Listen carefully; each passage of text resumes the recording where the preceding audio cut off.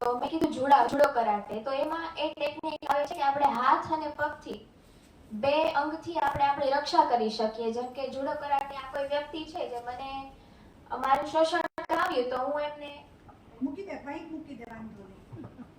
તો હું એમને આ રીતે, હવે આપણે શરીરમાં 3 એવા અંગ આવે છે જે થોડા નબળા હોય છે, જેમ કે મસ્તક હોય છે, અથવા નાક, આપણી છાતી, પેટ અથવા આપણો પગ, ઘૂંટણ.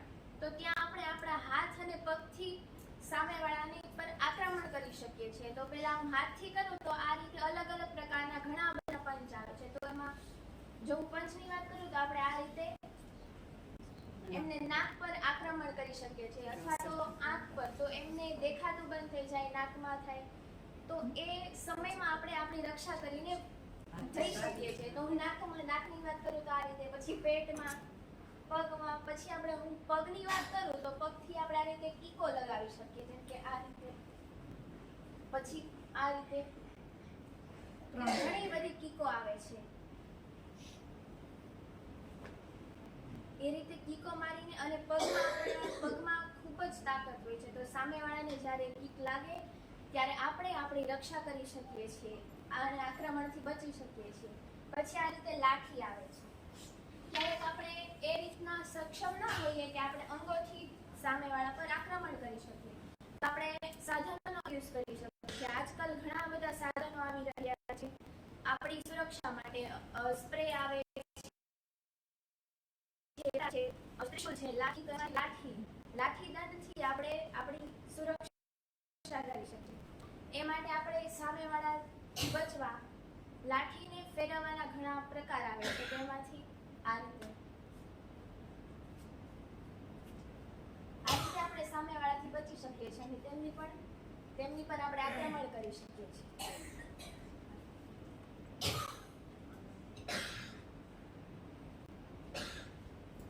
આ રીતે ઘણા બધા પ્રકાર આવે છે લાઠીમાં પણ ફેરવવાના, અથવા તો આપણે સાદી રીતે પણ આ રીતે આપણે જેમ મારીએ એ રીતે મારી શકીએ છીએ અને આપણું રક્ષણ કરી શકીએ છીએ. પછી આવે છે રાઇફલ. તો જેમ મેં અને સરે કીધું કે વિશ્વ હિન્દુ પરિષદમાં જે રાઇફલ ચલાવતા પણ શીખવાડે છે, જે ત્યાં રાઇફલ આપે છે આપણને આ સાઈઝની, એ રાઇફલ ચલાવતા શીખવાડે છે. નિશાન રીતે કઈ લગાવવું, એ રીતે જે લોકો આર્મીમાં ટ્રેનિંગ આપે ને એ રીતે આપે. પછી યોગા પણ શીખવાડે છે.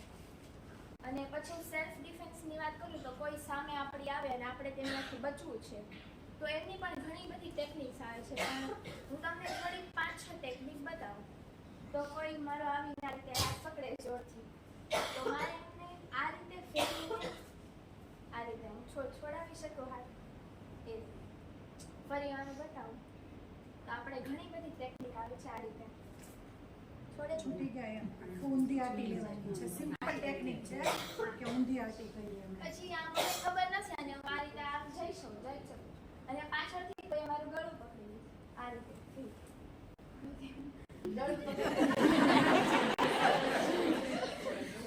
ઓકે, હવે એ તો સામેવાળો તો એમ જ પકડવાનો, હમણાં એમને પકડું તો શું કરવાનું?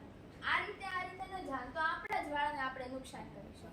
તો પકડો રાઈટ. ઓકે, હવે આ રીતે આપણે એમનો હાથ પકડવાનો અને એમનો હાથ અહીંથી પકડી અને પાછળની બાજુથી આ રીતે આમ સીલ થઈ જાય. એટલે એ તો એમનો હાથ આ રીતે વાળી નહીં શકે, આપણા હાથમાં આવી ગયા પછી આપણે આ રીતે કિક મારી અને જીતી શકીએ.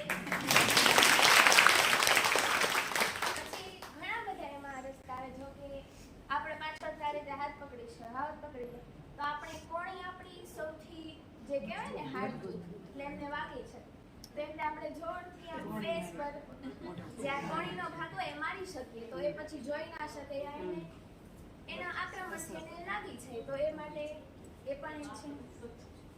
પછી આપણે એને પગ પકડી, આપણા શરીરમાં એવા ઘણા ભાગ છે જે આપણી હાથની હથેળી આવે ને તેમનાથી આપણે સામેવાળાને એવા અંગ આવે છે જેમાં આપણે લગાવીએ તો તે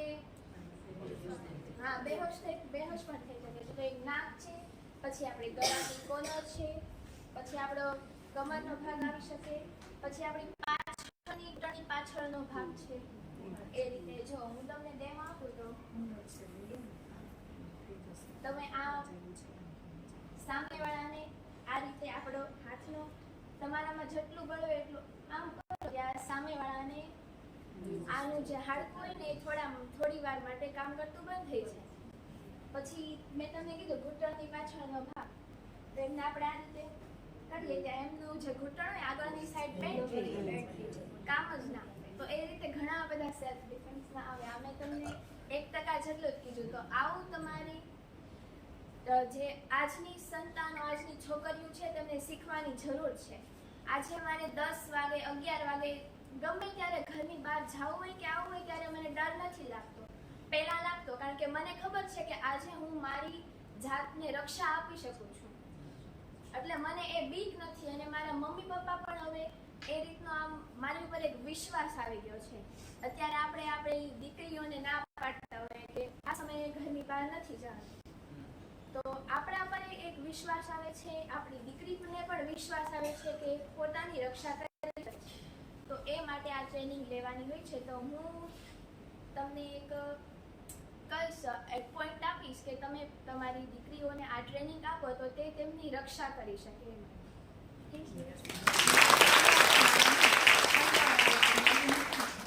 તલવાર આવે, રાઇફલ, તલવારની જગ્યાએ બતાવી શકે. હા, ખાલી એમ મોની સાઈડમાં આવી જાય કઈ રીતે હોય છે લાઈફ કે તલવાર જ તે પકડી છે. હા, તલવાર, કટ્ટાર અને ત્રિશુલ આ 3 સાધનો આવે છે. પછી ઘણા સાધનો આવે છે, જેમ કે કરંટ લાગી શકે સામેવાળા. આપણી પાસે એવું વેપન હોય કે એમને અડાડીએ તો તેમને કરંટ લાગે.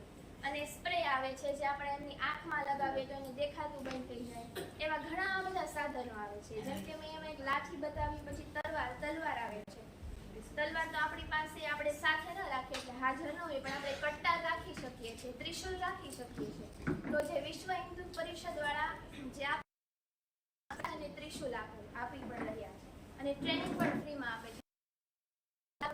તો એનો તલવાર તો પણ આપણે લાઠીની જેમ આ રીતે એક આપણે રાઉન્ડ કરી શકીએ છીએ. અને એક તલવારનું બીજું આપણે સામેવાળા